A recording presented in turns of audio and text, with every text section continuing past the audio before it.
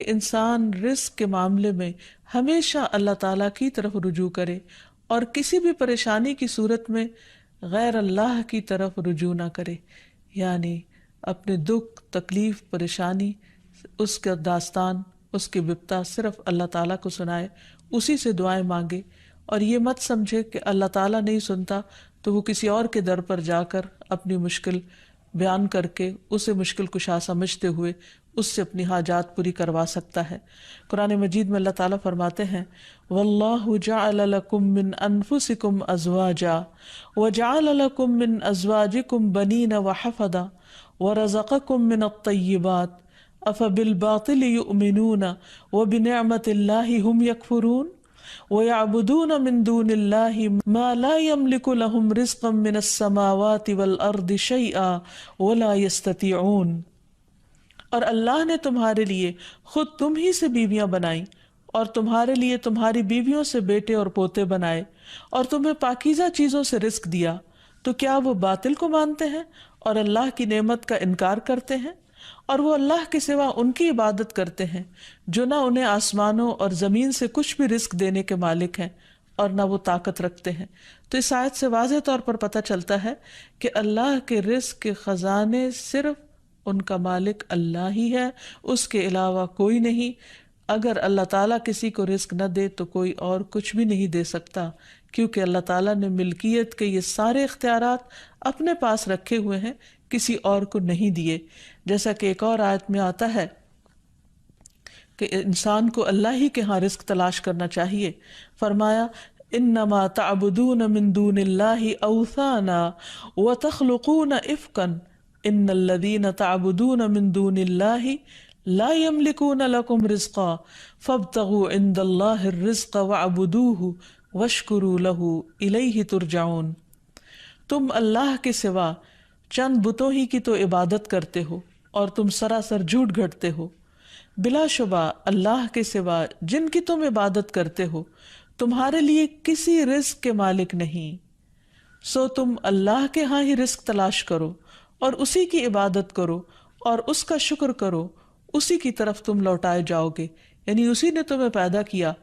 وہی تمہیں رزق دیتا ہے، اسی کی طرف تمہاری واپسی ہے۔ اس لیے تم نہ اللہ کے سوا کسی اور کی عبادت کرو اور نہ ہی اس کے آگے ہاتھ پھیلاؤ اور نہ اس سے توقع رکھو کہ وہ تمہیں کچھ دے گا، بلکہ اس کے مقابلے میں پورے یقین کے ساتھ اللہ تعالیٰ سے ہی مانگتے رہو، کیونکہ نبی صلی اللہ علیہ وسلم نے فرمایا کوئی شخص اس طرح دعا نہ کرے کہ اے اللہ اگر تو چاہے تو مجھے روزی دے، بلکہ پختگی کے ساتھ سوال کرے، پورے عزم کے ساتھ سوال کرے، کیونکہ اللہ جو چاہتا ہے کرتا ہے اور اس پر کوئی جبر کرنے والا نہیں ہے۔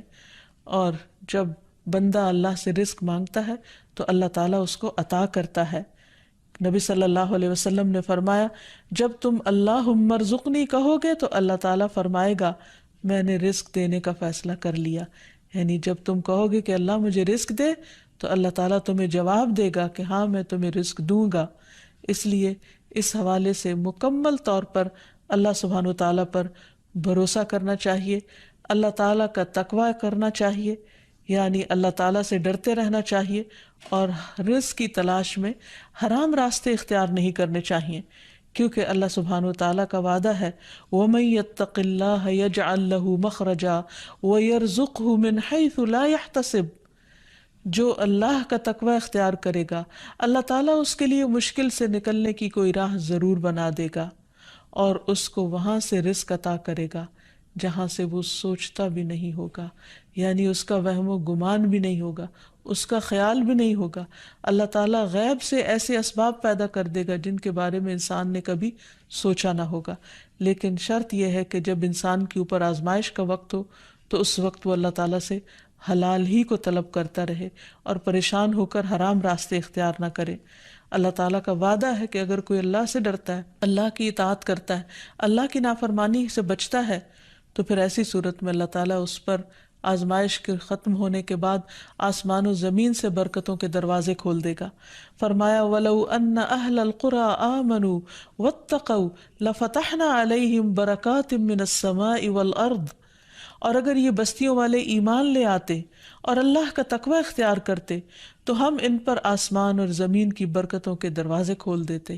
یعنی اللہ تعالیٰ ان دروازوں کو بند کر کے آزماتا ضرور ہے، لیکن وہ دیکھتا یہ ہے کہ بندہ کرتا کیا ہے، اور جب بندہ اللہ کی اطاعت ہی کا عزم دل میں رکھتا ہے تو اللہ تعالیٰ اپنی رحمتیں عام کر دیتا ہے.